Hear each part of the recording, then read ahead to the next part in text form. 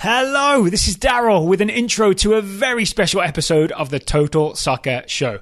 Here's what's happening. Taylor and I are in Frankfurt, Germany on the Bundesliga media trip we've been talking about. Actually, I'm here. Taylor is en route because his flight was delayed, but he promises me he'll be here later. While we're out of town, we've given the keys to the Total Soccer Show to Joe Lowery, who you'll know from his frequent TSS appearances, and Jordan Angeli. Both Joe and Jordan are tactically savvy and MLS experts. We wouldn't give the keys to just anyone, you know? And they're going to break down and analyse the two MLS Conference Finals for you from the past couple of days. Before I do the actual handover of the keys, I want to let you know about today's sponsor. Today's TSS is sponsored by Enclosed.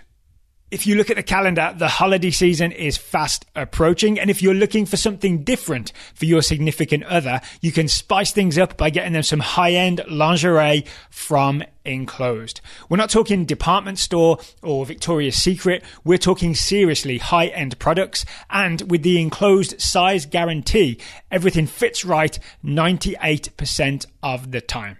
So go to enclosed.gifts and use the code TOTALSOCCER, all one word, at checkout to get $35 off any multi-month order.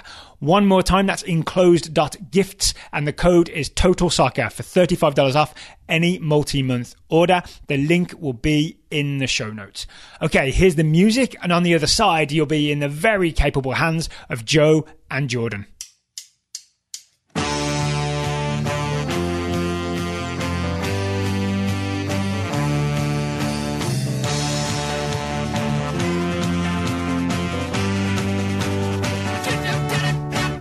Hello and welcome to the Total Soccer Show.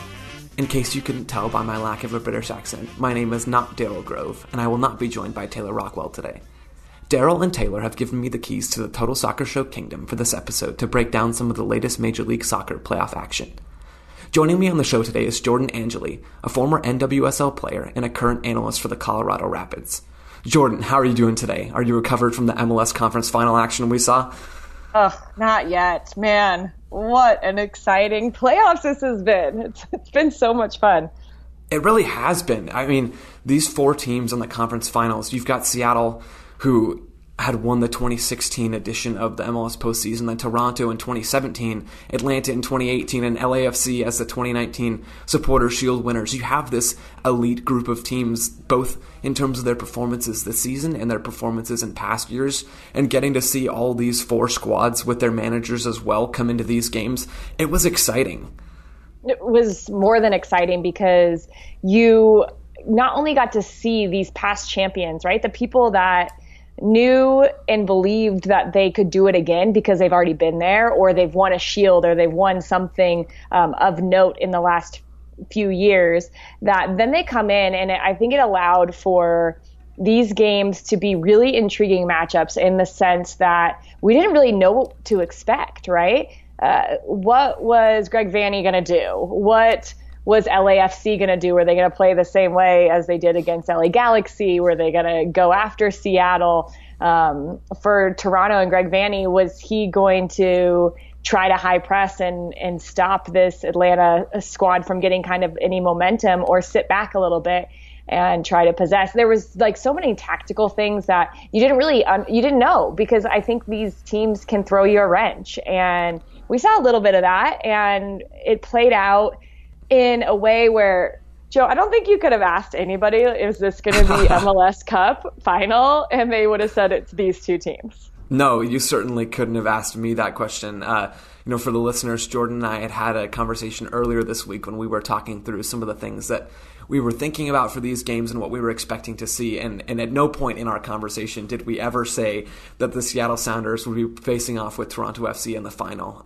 Just to give a little bit of... You didn't hear me say that? No, I didn't. Maybe you stuck it in there right at the end as I was hanging out. But I'm pretty sure I said it. No, I'm just kidding. We both were like LAFC, Atlanta. And that's exactly the opposite of what happened in these games. So Seattle Sounders came in and faced off against LAFC on Tuesday, and they ended up coming into Bank of California Stadium and winning 3-1 against Bob Bradley's team. And then in the Eastern Conference, Wednesday night, Toronto came into Mercedes-Benz Stadium and upset Atlanta United 2-1. So we had these matches that were, nigh on impossible to predict, at least certainly for me, and I'm guessing a lot of others around the soccer media landscape. So it really was a battle between these two teams, between these two matches of teams looking to exploit the other tactically and ride momentum and just create havoc in these single elimination games. So if you don't have anything else to get to before we get into this analysis, Jordan, let's go ahead and start with LAFC versus Seattle Sounders. I do have one thing to add, because I think we see something that's really significant, and it's going to play out in MLS for years to come, is this new playoff format. And everybody was talking about it when it happened last year, right at the end of the year, right when we found out after MLS Cup that this is what it's going to look like this year.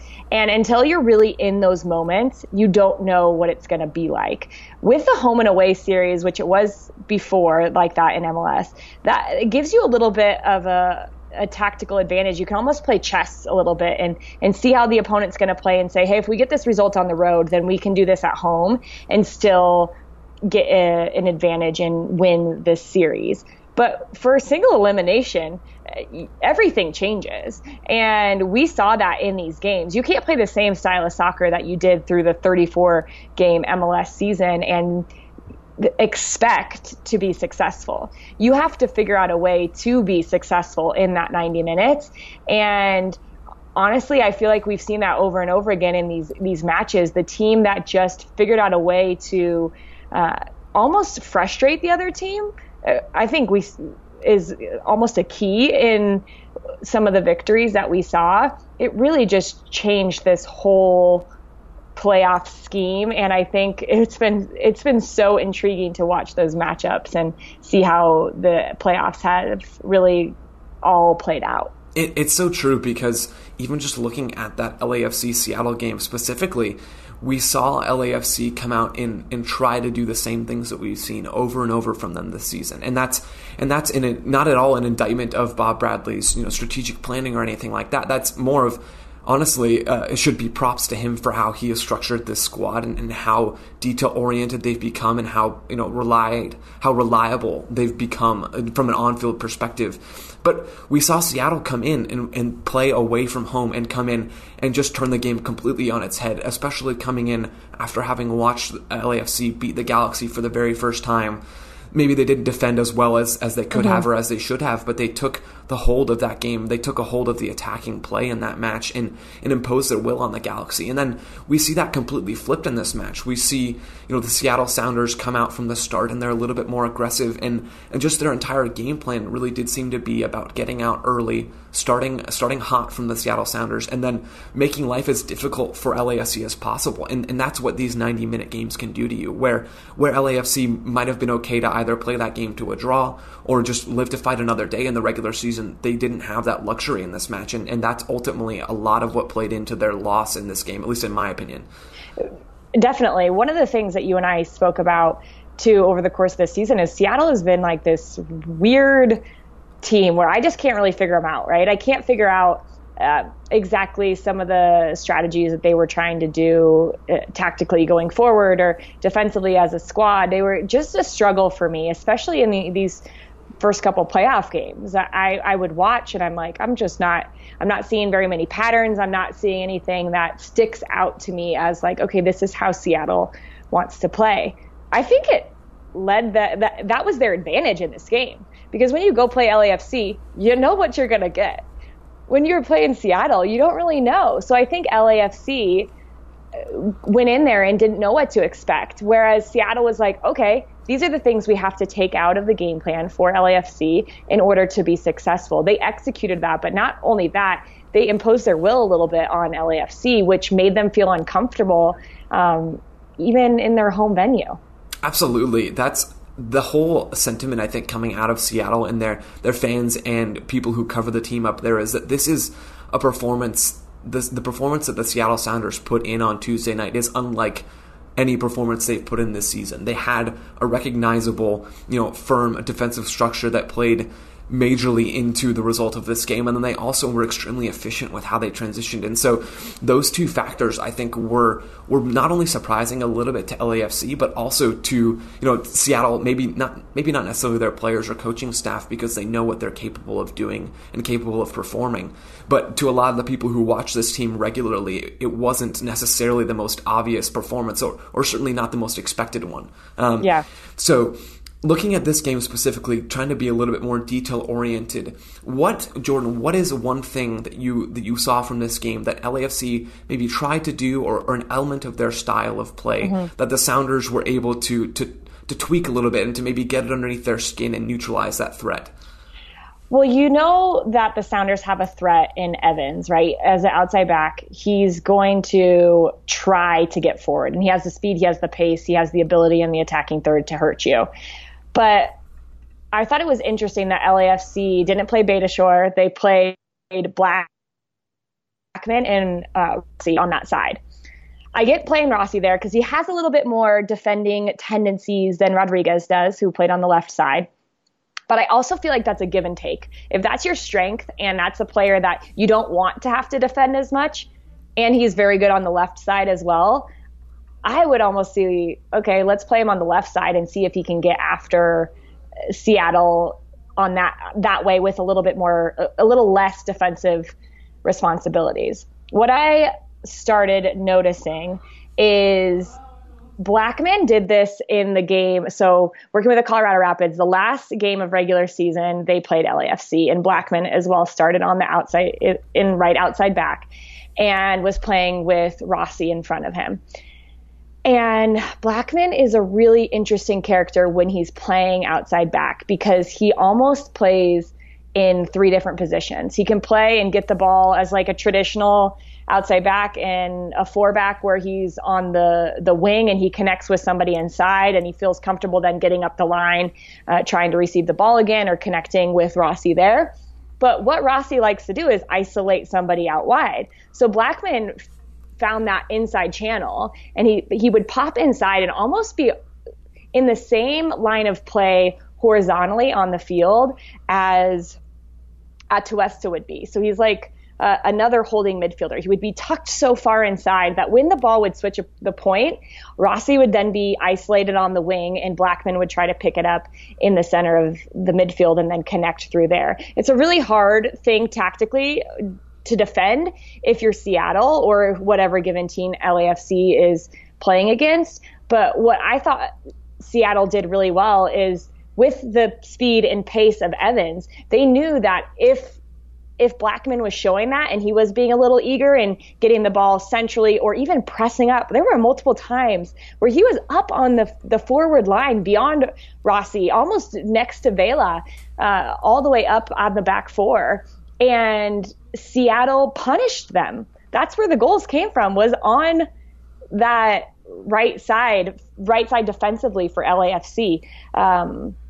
Especially that first goal, it was a clearance, a distribution from Tyler Miller, and Blackman tucked inside, because Blackman has the size to win a head ball centrally, right? So you're going to put him in there over Latif Blessing, who was in the game still at that point, or Diego Rossi. You're going to put him in there to try to flick that ball on. Well, he doesn't win the head ball, and what does Seattle do? They go right into that space where Blackman was missing from. When they do that with Jordan Morris, it pulls Atuesta out. And I had mentioned to you, I thought that the game against both LAFC and Atlanta United, that there was going to be a pocket of space that was going to be super crucial for the opposing teams to try to really get after. And it's that space right next to the holding midfielders.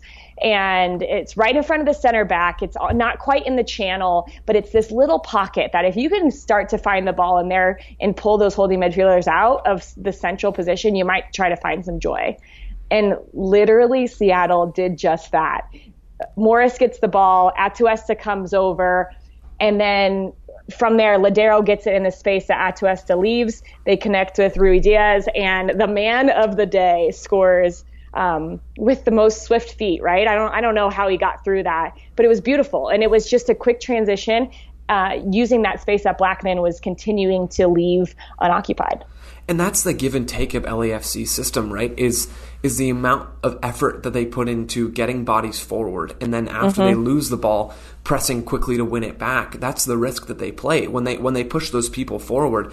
There is space in behind, and that's so often in this match, as you detailed, Jordan, was a key thing to be keeping an eye on, because once Seattle won the ball, it was a matter of, were they going to get themselves out of defensive shape and then lose the ball to LAFC's counterpress, or were they going to break through that pressure and find space? Most often that space came on their left side through Jordan Morris and then Nico Lodero and Raul Ruidiaz. And those matchups in this game were absolutely essential, because so many teams in this league have the ability to at least make life a little bit difficult for a team that wants to possess. And almost any team can sit back and bunker a little bit and play a more low defensive block. But there aren't many teams that can do that and then also ruthlessly attack you in transition. Yeah. And that's just the brutal 1-2 punch that Seattle has. Not that they sat deep for the entirety of this game, because they didn't. They came out early and they pressed higher in their 4-4-2 block. And they had Ruidiaz and Lodero pressed high up against LAFC's backline and goalkeeper and build-up unit, but they have the ability to be versatile, and I think that's a big part of what they did so well in this match that maybe we hadn't seen too much of in the past, as we saw them put all of those pieces together, and that's just an absolutely lethal combination of these things. They defended with discipline, they attacked with discipline, and that's, if you're LAFC, it's almost like you can't even be upset that you lost this match. Yes, they didn't do things as well. They didn't move the ball as quickly or with as much purpose as Bob Bradley would have liked. He mentioned that in his halftime interview. They didn't move the ball with enough purpose to shift Seattle's defensive shape side to side, to create gaps between those holding midfielders and the outside midfielders, or between their defensive lines. They didn't do that well enough. But, also Seattle deserved credit for how they defended that. They deserve credit for how they closed down space, for how they had Lodero pressing up against Edward Atuesta and taking him to an extent out of possession and making LAFC pursue different avenues, whether that's Blackman tucking inside, Lee Win dropping a little bit deeper, and Mark Anthony Kaye when he came on for Latif Blessing after he went down with an injury. Seattle adjusted to those things well. They also adjusted to that wide play. So much of what LAFC like to do is isolate those attackers out wide on the wing against the opposing fullbacks or against a wide midfielder, whatever it is. And Seattle did such an incredible job, whether that's Brad Smith playing at left back, or Leerdam at right back, or Jordan Morris or Jovan Jones, all of these outside defenders. They did a great job of sticking with those talented attackers for LAFC, whether that's Carlos Vela when he had drifted wide after starting as more of a false nine in the center of that forward line, or whether that's Brian Rodriguez or Diego Rossi. They did just a really admirable job of defending, and that's something that I think Brian Schmetzer will be looking to key in on to continue that trend as they move forward to MLS Cup. They set the tone too. I don't think that should go unsaid. The way that they took Carlos Vela out of the game by simply just beating up on him, honestly, right? Like, some of those non-calls would be absolute calls in most games. And I think that is very challenging for players who are creative types, because that you're going to have somebody kicking and scraping at your ankles all game long and shoulder tackling you. Like, that shoulder to shoulder, yes, it was a shoulder to shoulder at the beginning of the game, but it was also super aggressive. And I think if it wasn't in the box, it probably would have gotten called. So I think that them setting the tone, not only with their pressing, like you mentioned, but how they didn't let Carlos Vela play that false nine, and they hunted him into the midfield and said, all right, you're going to get the ball here. Well, we're going to be right on your back, and we're going to make sure that you feel me the whole entire time. Really made it difficult for LAFC to feel comfortable at all. And that was somewhat surprising to me as well, because we'd seen Vela do a good job, at least in my opinion, against the Galaxy, of playing that role as a central forward, and he's had experience doing that in the past as well. And on that first goal for LAFC, their only goal of the game, he did a great job of drawing, Seattle's center backs out of position, putting on a move and then drawing a foul, and that's what led to Atuesta's free kick goal with his right foot. We saw this trend starting to develop, but then it's almost like Seattle flipped a switch and they dug in and really just did an excellent, efficient efficient job of stepping to him, not giving him space, but also not stepping overly aggressively. They did just enough and found that perfect balance between coming out of their shape and also maintaining defensive solidity. And that balance is so hard to strike, especially when you're defending a guy who's as versatile as Carlos Vela. Yeah, it did feel like a little ebb and flow from Seattle, right? Like, okay, let's high pressure. Okay, now let's sit back. Okay, now let's high pressure. Now let's sit back. And I think what worked for them in that, and where you have to credit a manager who can feel the game, is that was something that had to have been discussed, right? There's going to be moments where we can go as a unit and try to keep the field compact and try to win the ball up as high as possible and make LAFC feel uncomfortable. But there was times when then they sat back a little bit more. One of the things that we didn't see, I don't think, until the second half is a ball in behind for LAFC, right? Something that we've seen so many times from this squad over the course of the year is they have pace up front with those three front runners, and they want to utilize that quick transition and the ability of their midfielders and everybody, right? We saw Segura hit a good pass breaking the line in the last game, that they want a quick counter and try to get in that space behind and push the opposing defense as far back as possible, or get in behind and go one-on-one with the goalkeeper. There was not one breakaway. And that's, again, I think that's just says everything about how Seattle approached this game. From a defensive perspective, the fact that they were able to close down space in front of them and eliminate a lot of those gaps in behind. And also at the same time, it's a dual thing, right? Part of the blame should be on LAFC for not exploiting those or not creating enough of those chances. But, I mean, absolute credit to how Seattle set themselves up and how they defended as a unit. It wasn't, at no point in this game did we see anything like one player stepping out of shape and then the next player going. It was always as a collective unit, and how they pressured and how they absorbed LAFC's possession. And I think that's absolutely going to serve them well as they head into MLS Cup. Yeah, hosting, you think? Yeah. Right? You said something earlier at Tuesta and him in the midfield being a little bit slow, right? Oh, Bob Bradley mentioned it at halftime, right? He wasn't happy with the pace at which his team was playing. So after Bob Bradley said that, I went back and watched about 25 minutes of the first half again, and he was absolutely right. The amount of extra time, and I'm just saying extra time in a very exaggerative way, right? It's like a half a second. The extra touch on the ball. It's taking a little bit longer of a touch and then the option not being there anymore. LAFC beats teams and they dominate teams because they get the ball and they play. They know where they're going, the next option, where the next option is, where that next player could be, or where they've worked on these patterns of switching the point of attack through a central midfielder who is on the half turn. It was slow from them. And I think that really hurt them, especially when they felt like they started to have to chase the game, right? If they would have figured out a way to get on the ball a little bit quicker, move the ball, because I think it was there. It wasn't as if the passes weren't there. It was like the run was already gone and they played it behind the run, or they took an extra touch.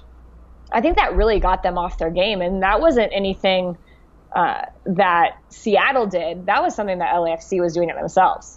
Absolutely. And that lack of pace and almost a sense of urgency is just such a brutal way, from an outsider's perspective, a brutal way to see LAFC's historically good season end, to see this style of play that Bob Bradley and the rest of his coaching staff have worked, from day one that they brought this roster together last season, have worked to implement into this group of guys. It's tough to see it end that way, but at the same time, that circles back to our conversation about this new single elimination format. We see these teams come in. I mean, the playoffs are now the great equalizer in MLS. If you can make it to the playoffs, it obviously does require a well put together game plan and an excellent execution of that game plan from players, but it even proves the point that we can see a historically good team like LAFC come down, fall to the Seattle Sounders, who are now going to be playing an MLS Cup on Sunday, November 10th.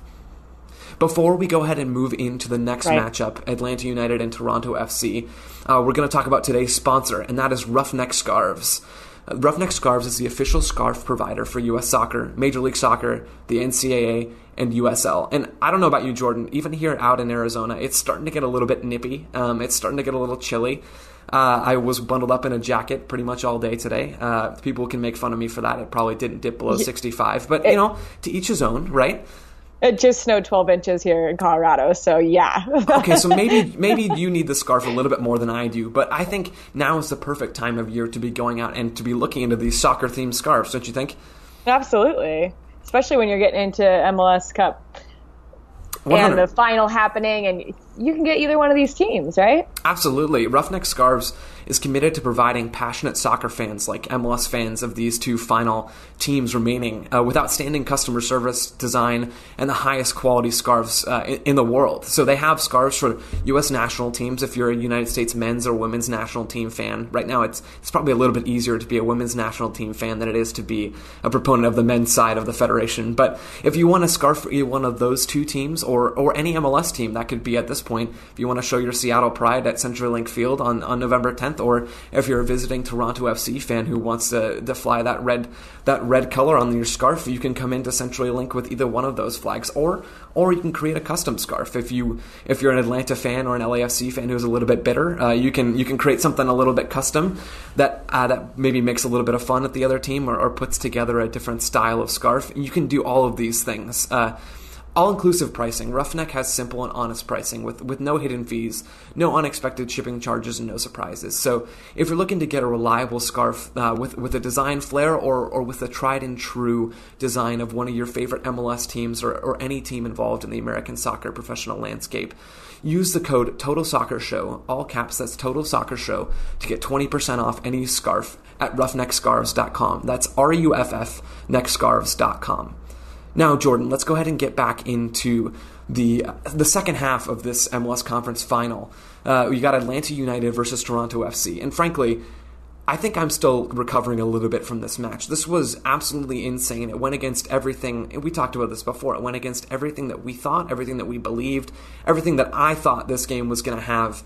It did have, but then again, it just didn't turn out at all like we expected. What do you make of this game? Is there one specific thing that you pinpointed that you can use to make any semblance of reason out of what we witnessed? Man, it's really difficult because watching Atlanta play during regular season, if they score an early goal, they start to dominate the game, right? And it's hard for a team to even get a whiff of getting back into it. So when they scored that early goal, it was almost as if I was sitting on my couch thinking, this could get ugly. Because right at the beginning, especially Michael Bradley, he was just getting pulled around by Pity Martinez. And I think it was a really good call by DeBoer to keep Martinez in the game with his performance in the last playoff game. He looked fresh and ready to go. And there was a little excitement about Pity Martinez that I think we've all been expecting this whole season. And in the playoffs, he's really starting to ignite that and show off a little bit of what he can do. But what was crazy to me is they score the early goal and Toronto looked, they just looked discombobulated, I think would be the easiest way to say it. It was as if they were pressing individually, and if one person would go to press the ball, that next pass would happen, and then that person would try to go press the ball. So it was, instead of anticipating where the pressure on the ball was going and leading that player on the ball into a space where you want them to go defensively, they were doing that, and then that person, that next in line person in the press wasn't there. And it was so easy for Atlanta to just chop through the defense of Toronto early on, and it needed an adjustment. It needed somebody to just say, hey, let's stay compact, right? Like if we can't go, we can't go. And I felt like Toronto wanted to go and make Atlanta feel uncomfortable, like we saw Seattle do to LAFC, but it didn't work in the same sense because they all didn't go together. And that's the way this game started when things were still even at 0-0. Toronto came out and they pressured Atlanta's build-up, much like they did in the game against NYCFC in the last round that Toronto ended up winning on a late goal from Pozuelo. Toronto pressured up in much of the same way. They had Osorio and Delgado, their two central midfielders, in what essentially was Greg Vanney's 4-3-3. Those two guys playing in front of Michael Bradley. They had them press on Nagbe and Laurentowicz, Atlanta United's two central midfielders, in Frank de Boer's double pivot. And so those two guys would match up with Nagbe and Laurentowicz, and they would deny any access into those two players. Then the breakdown, at least in my opinion, on this first goal came a little bit from Michael Bradley's matchup with Pity Martinez. As you already highlighted a little bit, Jordan, that was a key battle in this game, was who would use space more effectively. Would Bradley be able to close down Martinez's space and limit his ability to impact the game and to turn and to connect play, or would Pity Martinez truly be able to settle in and have an impact like we've been waiting for most of the season? And on this first goal, Brad Guzan played the ball out of pressure to Florentin Pogba on the left wing. Pogba headed it over pressure to Barco, and this is where it all broke down. And against NYCFC, Bradley did a really good job of managing Maxi Morales as that attacking midfielder. He did a good job of marking him, especially in the early stages, and denying his ability to impact the game and to get on the ball. And that was what was missing in this sequence, is Pity Martinez was able to find space. Michael Bradley didn't do a good job of picking him up, and I think eventually that's what led to the goal that Martinez was able to square across the box to Gressel, and that ended up being Atlanta's only goal of the match. But it did sort of seem at the time of that goal, like that sequence is going to keep coming up over and over again, that the way Atlanta were using their midfield space and using their overloads and using Martinez as sort of that final playmaker before getting all the way into the attacking third, it seemed like that was going to be the way this game was headed. And then it just didn't. It didn't. It went into halftime, and Frank de Boer was very positive. He was very happy with how his team was playing, and he had every right to be. Despite the fact that Joseph Martinez had missed a penalty that would have put them 2-0 up, they were still playing well. They were moving the ball. They were controlling the game completely with those midfield overloads between Nagbe, Laurentowicz, Pity Martinez, and then whichever one of Barco or Gressel, or sometimes both, wanted to tuck into that midfield. And it was fun. It was fun to see Atlanta have this. It was fun to see them possess and to control the game and to move into different spaces and then counterpress after they lost it. And it really did feel like, even heading into the beginning of the second half, that they were going to pull away with this one, or at least it did to me. Mm-hmm. I think going back, there's a couple points in the first half that I think need to be hit on, because the PK that you mentioned that ends up getting saved by Westberg, which is a gigantic save and really changes the course of the game for Toronto, because if they go down 2, I don't think there's a way that they're getting back from that.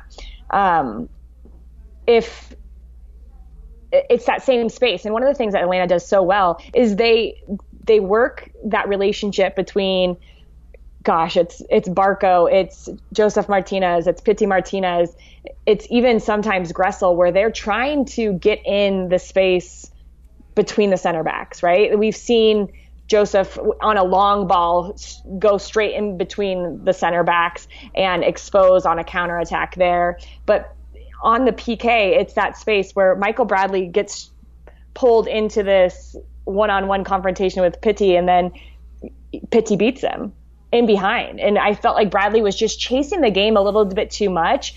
And I get why, because Toronto was trying to close those gaps and close the spaces and not allow the players that are good on the ball to get on the ball for Atlanta.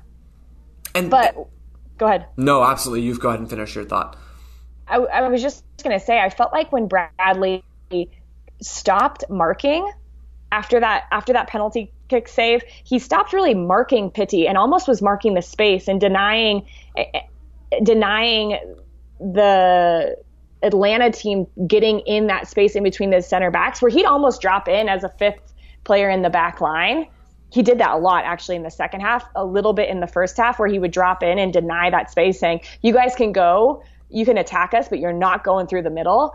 That really changed the way that Atlanta started to attack. And even throughout the game, they couldn't use their width very well, because Toronto did a really good job of bringing their wingers back and double teaming every time the wingers and the playmakers for Atlanta got the ball outside. There was numerous times that player tracking back then just picked up the ball off of an Atlanta player trying to dribble out of pressure on one side, and he said, okay, thank you, I'll take that. And I think it can go underrated as to how Toronto did have some positive moments defensively in this game, simply because, especially in that first half, everything seemed to be going Atlanta's way. Yes, Benazet had been able to equalize for Toronto after after Gressel had scored his goal early on in the match. But that goal really did come against the run of play. It was a beautiful strike, cutting in on his right foot from the left wing from Benezet. But that wasn't indicative of how the first half had gone, of the momentum of the first half had gone. Really quick on that. Absolutely. That's the same exact goal that Philadelphia Union scored against Atlanta, though, too. On that same side, dribbling inside on the left or on the right foot against Barco and Gressel. I think it was who scored the goal for them. Gosh, I'm blanking on it right now, but literally the exact same goal, same bent ball, far post. It was crazy how it replicated. I don't know if that was something that Benezet knew was a weak spot in Atlanta that he could expose, or he just thought, hey, I'm going to try to get something on frame because we haven't gotten anything on frame. But that's, almost even that mentality seemed to do something to settle Toronto down. It didn't necessarily pay huge dividends heading into halftime, and even after Vanny went ahead and made that substitution, taking off Endo and bringing on Lowery at the start of the second half to adjust his backline just slightly in how they were positioned. But eventually Toronto did sort of weather that storm and turn the momentum back into their favor just a little bit. And even though they weren't controlling possession, they started to manage space a little bit more efficiently defensively. They started out that halftime change, I think Vanny called it a 3-5-2, but it really was just for a while them sitting back a little bit deeper, more congested across that back line, more vertically, and allowing Atlanta to play in the wide areas compared to the first half when they'd found so much, well, not a ton of success, but they'd found a lot of opportunities to play into central midfield in that space, or in and around the midfield for Toronto. So that defensive shift a little bit, even though it didn't immediately translate into goal-scoring opportunities for Toronto, did sort of start that shift in momentum, at least in my mind, from Atlanta completely controlling things to Toronto settling down, being able to play out of Atlanta's counter press a little bit, and then start to control the game and go from there. And eventually, even though, again, this is not exactly the most well-worked goal from Nick De Leon, but eventually to climb back into the lead. Well, what I started to notice, and I don't know about you, but when I'm watching a game, I'm literally like saying what I think the player on the ball should do, or like who they should play. And when I was watching this game, it was really uncharacteristic when Michael Bradley would get the ball. Time and time again, he was playing back into the pressure of where the ball just came from. I can think of multiple times in the first half where there were 4 Atlanta players on Toronto's right side, they're attacking right side. And Michael Bradley pops into this little space in between the 2 central midfielders, where he's in this huge space, almost right at half field. And instead of being on the half turn and switching the point of attack, because that's how you can expose Atlanta, he played the ball straight back into that pressure. And Atlanta has 5-6 players right there. That's exactly what they want. They hunted the ball, won it, and then went after Toronto.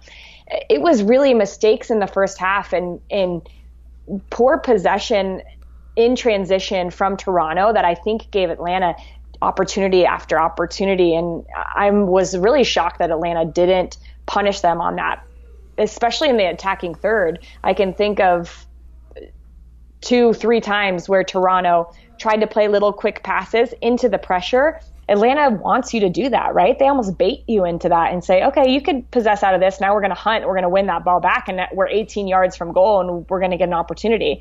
And once Toronto started beating that first line of pressure, and it had a lot to do with the positioning, I think, of Michael Bradley and his ability to open the game up a little bit more in the second half by just turning his hips and playing to the opposite side and switching the point of attack.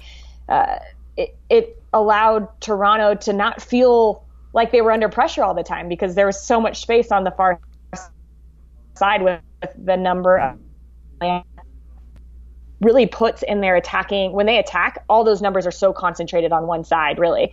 And so that just opened it up from for Toronto. And the De Leon sub was amazing. What a substitution. And maybe a little interesting to bring him on at that point where Atlanta was getting some chances, and your first 10 minutes of the second half, they were really getting after Toronto. But that sub and the experience that De Leon has, I think, allowed, when the pressure did come, he felt comfortable to dribble out of situations, to pass out of situations, that he didn't feel like that there was too much pressure, that he couldn't make a good decision. And I think the goal is a perfect example, because it's well played by Toronto. They go to the right side, and then it comes back across from Pozuelo to De Leon. And what happens is, this is something my college soccer coach used to say over and over again. It's a reference to Top Gun. And you put on the brakes and you let them fly right by. When you're playing a team that high presses, they are going to run at you so crazy that a lot of the times the move that wins the game is a spin turn. And in that moment, De Leon gets pressured from two sides. He spins out of it, a spin turn at the top of the box.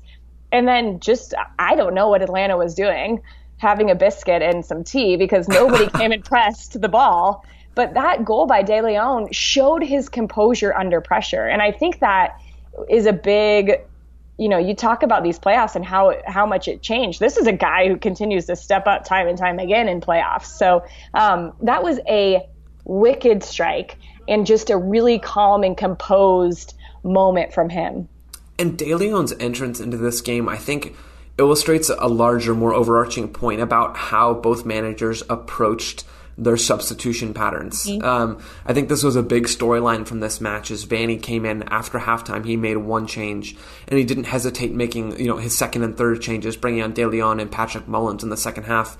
And Frank de Boer didn't make a change. He sat back and waited a significant amount of time to bring Tito Villalba on. He didn't bring him on until the 81st minute after they'd gone down that goal.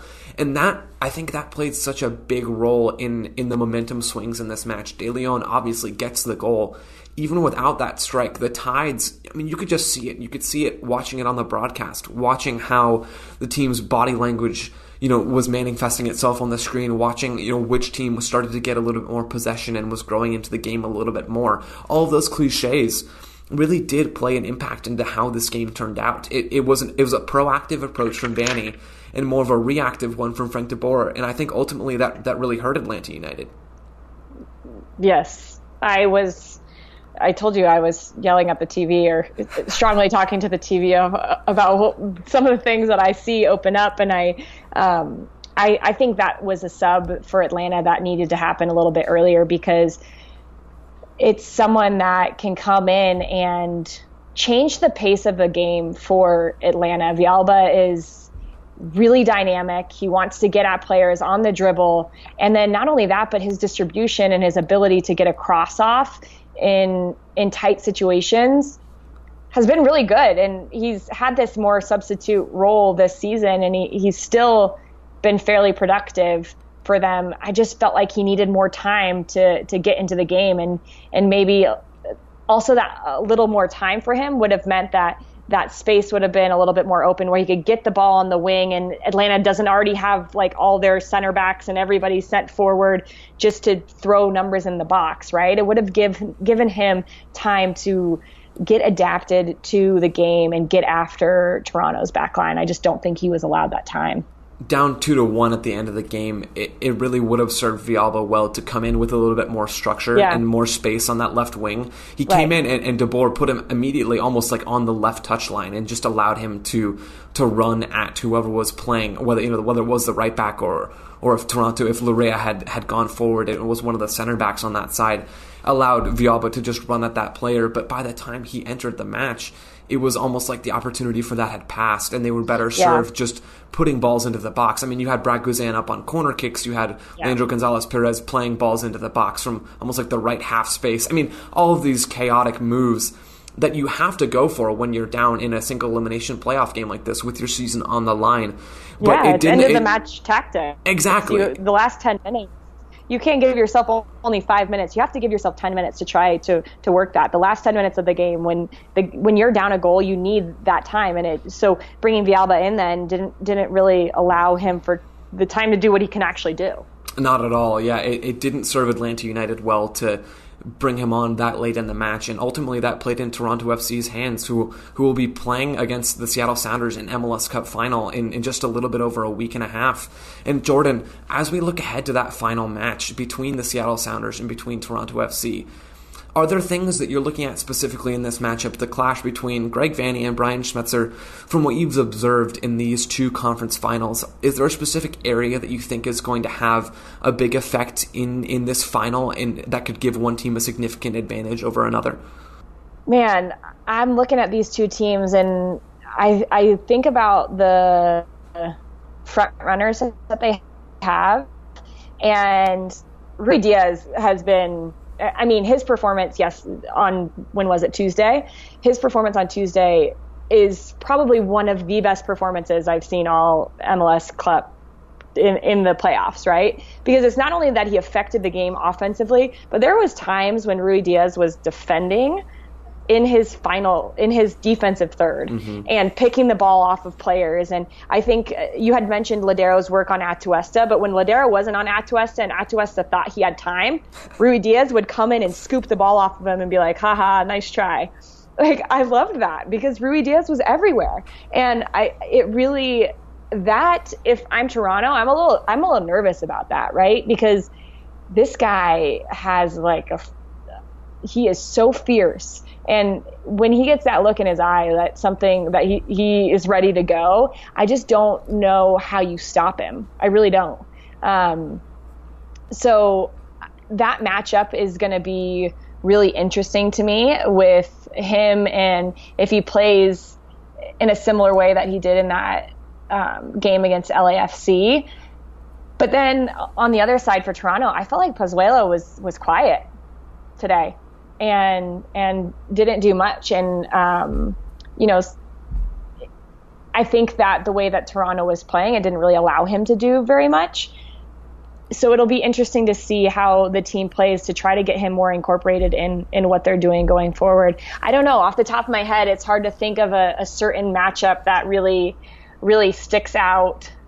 What are you thinking when you're thinking about these two teams? Well, first of all, I really like that point about Rui Diaz. His performance is something that we didn't touch on probably enough when we went through that LAFC Seattle game, but just an absolutely sensational performance. His first time facing off with LAFC, in his Major League Soccer career, and he really was a difference maker in that match. If we look past Rui Diaz and Pozuelo, who are probably the biggest X factors in this game, I think another area that I'm going to be looking at is the midfield and how Seattle uses their double pivot and then also the defensive work of their front two to try to slow down Toronto FC's possession, because I do think the natural ebb and flow of this game could very well turn out to be Toronto controlling possession a little bit more, like we saw them do a lot throughout the regular season and in stretches against DC United in that first round game and against NYCFC a little bit, although they didn't control as much of the ball in that game against New York City, which is understandable given how Dome Torrent sets up his team to play.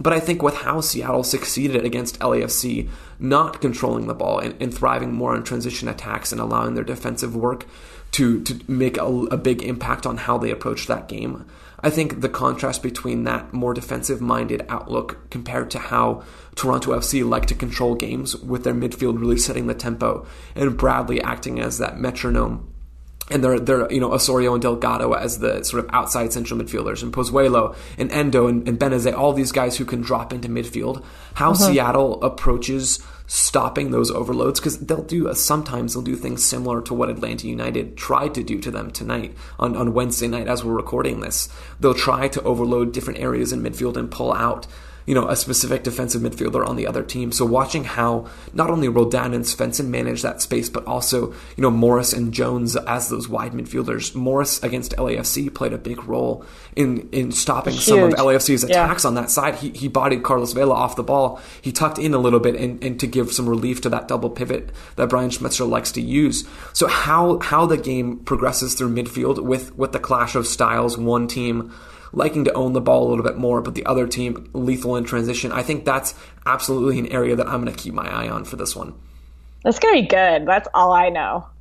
Like, how many times are we going to see this matchup and it's going to still be just that much better each time? And Seattle finally gets to host it after being in Toronto for 2 MLS Cups. Like, ooh. It's bonkers, especially the narrative for this match with neither team really expected to be in this game. Whereas in the past, especially with Toronto, it was them with the clear talent advantage over a lot of the other teams in the league. And now we almost have this weird double underdog narrative. And I think that adds a whole nother twist on this match as well. Yeah. I also wonder, like, okay, Seattle's going to get hype, right? Because they haven't hosted MLS Cup where their team is actually playing in it. And I just have this feeling that they are going to be ridiculous. Like, I wonder how much of the stadium they open up for this game, because I think this is going to be the match to be at. This is going to be ridiculous. And the atmosphere that Seattle already has, and they really were the engine behind atmospheres, right? They've had it since day one with their rave green, right? These are the people that started it. I think they're going to show up big time. The energy in the stadium is definitely going to be huge. It's going to do Seattle's first 11 a big favor in how they approach the match. And there's also going to be a really interesting tactical battle between these coaches. And Jordan and I touched on it a little bit, but we'll have more coverage of that game here on the Total Soccer Show as that MLS Cup final nears, both a little bit of work beforehand and then a show afterwards recapping that final. But for now, Jordan, I want to thank you so much for taking the time to be on the show with me today and to bring your insight. It was an absolute pleasure getting to talk with you and hear your perspective on these matches. Thank you so much for having me, and thanks for Total Soccer Show for letting us take the keys and drive this for a day. Absolutely, yeah. Thank you to Taylor and Daryl for letting us take over the show a little bit and have some fun. That's all for today's show, everyone. Thank you so much for listening, and we'll be back soon.